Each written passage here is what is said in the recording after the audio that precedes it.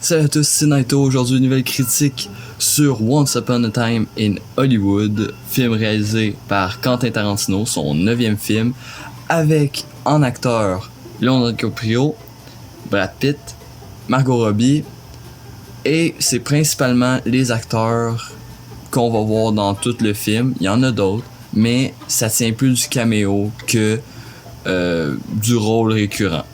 Once Upon a Time in Hollywood raconte l'histoire de Rick Dalton et de Cliff Booth, un acteur et sa doubleur, qui ont du mal à se trouver des rôles après quasiment 8 ans d'inactivité ou de faire des tout petits rôles. Ils ont eu leur heure de gloire à l'époque dans une série de cowboys et aujourd'hui ont de la misère à se trouver des rôles, surtout Cliff qui fait plus de cascade depuis un certain moment parce que à Hollywood il est très mal vu parce que plein de choses se sont passées. Mon avis sur le film, globalement, c'est très difficile à analyser. Once Upon a Time in Hollywood est très difficile à analyser. Sincèrement, juste une chose à dire, le film est excellent. C'est pas le meilleur Tarantino, mais pour moi, il fait partie de mon palmarès des 3 premiers, sincèrement. J'ai trouvé le film très, très, très bon. J'ai été accroché d'un bout à l'autre de l'histoire, même si j'avoue que pendant le film, il y a certaines longueurs, mais ça, on va en parler plus tard dans une petite partie où je vais dire les points que j'ai trouvés exemplaires, puis certains points que j'ai trouvés un peu plus médiocres. Mais globalement, le film est excellent. Et le film mérite d'être vu. De toute façon, c'est Tarantino, vous allez le voir pareil. Mais le film est vraiment, vraiment, vraiment bon. Donc on va passer aux petits points, les défauts, les qualités que j'ai vus au fil du film. Il y en a plein d'autres, c'est juste que je me suis concentré ou focalisé sur ces points-là que j'ai trouvé les plus importants. Donc en premier point positif, l'hommage au cinéma constant qui est vraiment magnifique. Sincèrement, tout le côté cinéma Hollywood est très réussi. En même temps, ça s'appelle comme ça, donc s'il y aurait raté ça, il y aurait eu un petit problème. Mais Tarantino sait faire un vrai film. Tout le côté cinéma Hollywood est très très bien géré et tout ce qui entoure globalement le cinéma est bien fait. J'aimerais parler aussi en même temps de parler de ça, j'aimerais parler aussi qu'il y a une scène, ok, la preuve que Tarantino sait bien gérer ses scènes, sa mise en scène. Il y a une scène où DiCaprio il est pas capable de dire sa phrase. Donc, tu sais, au début tu penses, tu sais, la caméra suit juste les personnages, mais non, vu que c'est un tournage, elle fait un travelling. Fait que DiCaprio dit sa phrase, bégaye, dit ok non laisse faire, on recommence. T'as la caméra qui va retourner sur la tête de, je me souviens plus quel acteur, va retourner sa tête de l'autre acteur et l'acteur va dire sa phrase et retourner sur la tête de DiCaprio en faisant un travelling. Fait que c'est comme si nous, notre vision serait la vision de la caméra du tournage du film. Donc c'est ça qui rend encore plus intéressant le média, c'est que le film va beaucoup jouer sur le côté film dans le film. Et c'est ça qui est vraiment cool. Le film a une première partie où c'est concentré beaucoup sur le cinéma, mais la deuxième partie c'est autre chose. Donc on va parler pas mal de la première partie au début, mais après ça on va parler de la deuxième partie qui se concentre un peu plus sur une certaine époque ou un certain temps que je peux pas vraiment, ben tu sais, en même temps c'est difficile de spoiler là, tu sais, on connaît les personnages, donc ça va être un peu tough de pas spoiler qu'est-ce qui leur arrive dans la vraie vie, parce que le film est une fiction une fiction-réalité qui est un peu alternée. Fait que je vous en reviens là-dessus plus tard. Pour le moment, la fin alternative, la fin qui change de la réalité. Donc, dans la vraie vie, ok, c'est pas un spoil, parce que c'est allez voir sur internet, là, marqué Sharon Tate, vous allez le trouver. Dans la vraie vie, Sharon Tate est mort, est décédée en 69, en août 69, par la main de la famille Manson, ok, de la famille de Charles Manson. C'est pas vraiment sa famille, c'est plus une secte. Mais Sharon Tate c'est morte de ça. Et dans le film, ça se passe pas pantoute pareil, ok? Les tueurs, au lieu d'arrêter chez Sharon Tate, d'aller tout de suite chez Sharon Tate, les tueurs vont arrêter chez Rick Dalton pour aller tuer Rick Dalton. Mais ça se passe pas comme il l'imaginait. Je ne spoil rien, mais juste, ça se passe pas comme il l'imaginait. Au final, c'est vraiment un gros point positif parce que tu t'attends pas que ça finisse comme ça. Tu t'attends que ça finisse comme l'histoire le veut, l'histoire normale. Mais Tarantino a réussi à switcher l'histoire à sa manière et ça rend le film foutument bon. Sérieusement, la fin est celle... C'est une des meilleures fins que j'ai vues récemment où je suis resté scotché sur mon siège tellement que j'étais diverti. Maintenant, on va passer au troisième point et c'est un point négatif. Quelques petites scènes longuées. Il y a quelques petites scènes qui sont vraiment longues. En vrai, il y a des scènes, genre, le film dure 2h45. Le film dure 2h45.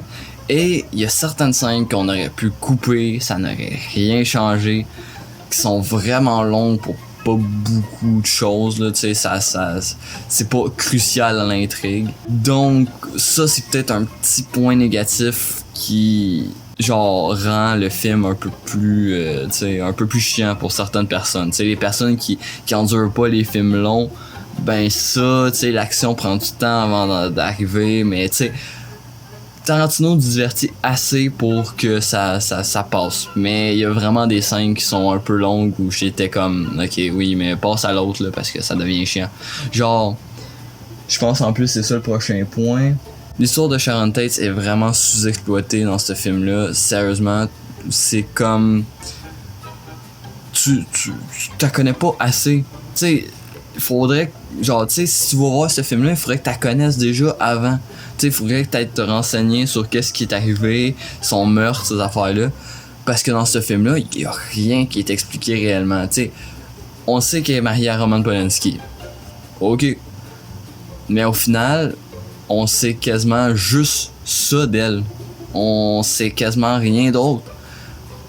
Ta voix aller au cinéma, ta voix aller faire des fêtes avec son mari, mais au final, t'apprends rien d'elle. Et c'est ça qui me dérange un peu. Tu sais, tu survends Margot Robbie dans les affiches, les annonces, mais son histoire est vraiment inintéressante. Tu sais, tout ce qui se passe en parallèle est vraiment inintéressant, puis t'as juste envie que ça retourne sur Leonardo DiCaprio et Brad Pitt, parce que son histoire à Margot Robbie est vraiment sous-exploitée. Donc, petit point négatif, mais c'est pas tant grave. Tu sais, le perso, tu t'attaches pareil à elle, même si au final, si tu connais son histoire, comme je vous ai dit, sa fin n'est pas pareille que dans la réalité. Donc, ça rend le personnage un peu plus insipide. Ensuite, prochain point, DiCaprio et Brad Pitt sont excellents de ce film. Et petit point spécifique à Brad Pitt que j'ai trouvé mais juste dingue, sincèrement. Brad Pitt est juste excellent dans ce film-là, ok? C'est le perso que tu suis un peu en parallèle de DiCaprio. Et je trouvais même plus intéressant des fois l'histoire que Brad Pitt a que l'histoire que DiCaprio a. DiCaprio, c'est plus, il fait des rôles, il a de la misère, tu sais, il est has-been, fait qu'il a de la misère à se trouver des rôles, fait que tu sais, quand il s'en trouve un, c'est pas forcément le film de l'année. Mais c'est ça. Brad Pitt, son histoire en parallèle, c'est justement tout ce qu'il va nous conter, l'histoire de Charles Manson, toute sa famille, sa secte, les hippies, ces affaires-là. Tout ça, ça va être du côté de Brad Pitt. Puis les flashbacks de Brad Pitt, la plupart du temps, sont plutôt drôles. Fait que moi, gros coup de cœur pour le personnage de Brad Pitt. Rien à redire là-dessus. Les deux acteurs sont au top. Sincèrement, au top. Ça faisait longtemps que j'avais pas vu un film avec Leonardo DiCaprio où j'étais autant scotché. Puis un film avec Brad Pitt aussi que j'étais autant scotché. Tu sais, le dernier film, ça remonte à loin, là. Puis Leonardo DiCaprio aussi, ça remonte à loin, là. Je pense que son dernier film que j'étais vraiment scotché, c'était Le Loup de Wall Street, que j'ai réussi à me taper d'une traite. Puis j'ai trouvé ça full intéressant. Mais tu sais, même ses derniers films à Leonardo DiCaprio, c'était pas mal mou, là. Sincèrement, Le Revenant, j'ai pas trippé full. Donc les revoir en pleine forme dans ce film-là, juste parfait. Ensuite, prochain point. La fin un peu expédiée. Ok, je vous conte un peu l'histoire de la fin. La fin est... sans spoiler. Il y a une partie du film où t'as un carton qui s'affiche 6 ans plus tard. Non, pas 6 ans. 6 mois plus tard, excusez. 6 mois plus tard. Et... tu sais, le début du film se passait en février 69 et ensuite, ben, après 6 mois, ça se passe en août 69. Le mois où tout qu'est-ce qui s'est passé. Donc, tout qu'est-ce qui se compte après ça dans cette partie-là va être un peu véridique, mis à part pour le personnage de Rick Dalton et Cliff Booth qui n'existe pas dans la réalité. Tout qu'est-ce qui va être raconté sur Sharon Tate est un peu véridique. Je sais pas, j'ai pas été me renseigner, mais c'est un peu ça. Puis c'est ça qui me gosse un peu avec la fin, c'est que toute la fin est genre à partir dès que ça sort du 6 mois plus tard, dès que ça sort du carton 6 mois plus tard, il y a un narrateur qui commence à dire le film. Qui commence à dire oui, il s'est passé ça à tel moment et tu sais Rick Dalton est allé en Espagne pour aller tourner des western spaghetti, nanana. Puis au final, c'est vraiment genre expédié. Genre, tu sais, tu vois que Tarantino a tout fait dans la première partie et doit, après ça, ben, essayer d'accélérer parce que le film il est 2h40 puis il faut pas déconner, il reste encore une grosse partie à montrer. So, ben, il meuble, non, mais il accélère. Fait qu'au lieu de montrer les scènes, il y a un narrateur qui va les dire. Tu sais, puis après ça, à un moment donné, quand Léo puis Brad, ils vont revenir à Los Angeles parce qu'ils étaient partis en Espagne pendant 6 mois justement pour aller tourner des films. Ben après ça ils vont retourner à Los Angeles puis tu vas voir, tu sais, dans cette soirée-là, il va y avoir une soirée précise où Brad Pitt et Leonardo DiCaprio vont se séparer parce que tu sais après des années de collaboration, ils veulent se séparer. Et ils se séparent, mais avant ils vont faire une soirée où ils vont se peinter la gueule et faire la fête. Et en parallèle, t'as l'histoire de Sharon Tate où elle est enceinte, puis tu sais, elle va au bar avec ses amis pour aller fêter, je me souviens plus trop quoi, mais pour aller fêter quelque chose. Puis vu qu'elle a trop chaud à cause qu'elle est enceinte, puis que c'est à crever, ben il retourne à la maison puis tout. Puis l'histoire est vraiment exploitée, genre vraiment genre accélérée. C'est comme tout se passe en une fraction de seconde. Cliff et Rick vont à telle place, après ça ils retournent chez eux. Cliff va fumer une cigarette trempée dans l'acide, puis c'est vraiment accéléré. Puis après ça le film recommence à reprendre son beat normal. C'est comme si t'accélérais le film. Puis après ça tu le stopperais, puis le film recommence à avoir son cours normal. T'as la scène de fin, le film se finit. Fait que c'est vraiment, le film est vraiment en marche avant. Genre, tout après 6 mois plus tard, le film est vraiment tu sais, t'avances le film, là. Tu pognes ta manette, tu t'avances. Ok, c'est bon, t'en es revenu. C'est ça que je trouve un peu plate dans ce film-là. c'est pas un défaut en soi, mais moi ça m'a un peu dérangé. J'ai trouvé que la fin était vraiment accélérée. Donc prochain point. Parler de la fin tout de suite parce que j'ai commencé à en parler, fait qu'autant finir. La fin est vraiment excellente. Tu sais, je disais que la fin est expédiée. Oui, elle est expédiée, mais quand ça reprend son rythme normal, la fin est dantesque. Ok, c'est Tarantino oblige, des morts de sang vont couler. Ok, Tarantino oblige, des morts de sang vont couler. Mais je vous dirais pas de quelqu'un. Je vous dirais pas de qui le sang coule. Sincèrement, c'est la meilleure scène du film. Ok, si j'irais revoir le film, c'est juste pour revoir cette scène-là. J'ai trouvé la scène juste dantesque et hilarante. Sincèrement, Tarantino sait gérer sa mise en scène. Et ça va avec un autre point qui est un peu en parallèle, qui est pas vraiment important, mais ça va avec un autre point, qui est le... Tarantino a une actrice fétiche qui a été sa femme une année, Uma Thurman, qui jouait Kill Bill. Et dans ce film-là, il a réussi à placer en caméo, parce que c'est un caméo, ta voix genre vraiment pas longtemps, là, comme la plupart des acteurs, ça va être le dernier point. Il a réussi à placer un caméo de la fille d'Uma Thurman et de Ethan Hawke, qui a joué dans Stranger Things, Robin, pour ceux qui écoutent la série. Et son caméo est juste parfait, genre parce que c'est comme la fille qui est comme pas down d'aller faire qu'est-ce qu'ils s'en vont faire. Fait que c'est juste hilarant. Ta voix, genre, c'est pour ça que c'est un caméo. Ta voix 2 minutes. C'est comme ta voix dire j'ai perdu mon couteau. Ta voix retourner dans le char, pogner les clés du char, foutre le camp avec le char. Puis ta voix, c'est juste hilarant. C'est juste hilarant. Son caméo est juste parfait. Puis le fait qu'il ait placé la fille du Motorman, j'ai trouvé ça juste trop intelligent. Donc, c'était. Il reste un point. Le point de beaucoup d'acteurs, mais la plupart sont inutiles. Dans le sens que t'as beaucoup d'acteurs connus, ok? T'as Al Pacino, Kurt Russell, Luke Perry, Dakota Fanning. T'en as à la troller, ok? Sérieusement, t'en as plein.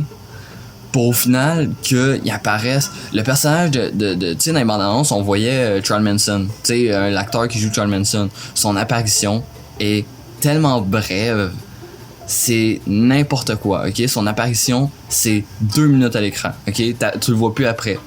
Tu sais, le film se parle un peu de ça, fait que le fait qu'on en parle plus, c'est après comme 2 minutes, ben on en parle, mais tu sais, on le voit plus après.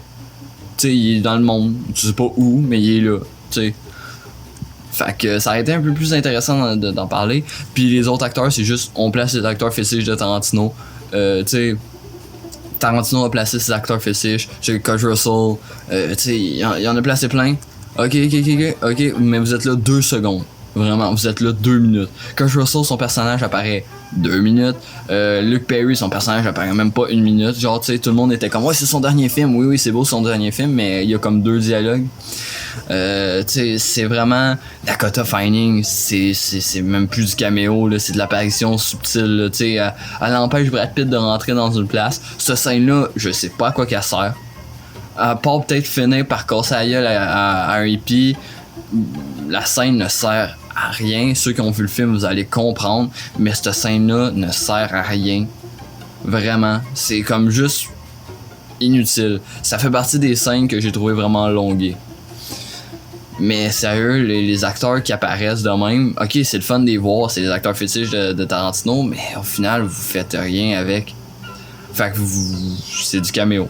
Donc, c'était le dernier point un peu négatif. Globalement, j'ai aimé le film, même s'il y a des défauts. Chaque film a des défauts, mais lui, il y en a peut-être un petit peu...